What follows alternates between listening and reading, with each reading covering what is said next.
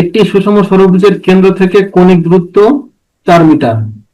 ষড়ভুজের চিন্তা করো, ষড়ভুজের কেন্দ্র থেকে কৌণিক দূরত্ব, এটা হচ্ছে কেন্দ্র, কেন্দ্র থেকে যে কোনো একটা দূরত্ব হচ্ছে 4, আর এই দূরত্ব আর এটা এর দৈর্ঘ্য সমান না? এগুলা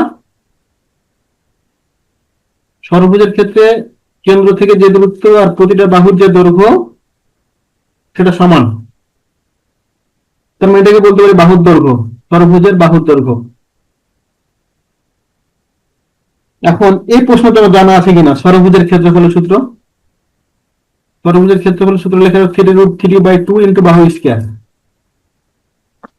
ষড়ভুজের ক্ষেত্রফল হচ্ছে 3√3/2 বাহু স্কয়ার, মুখস্থ করে ফেলো।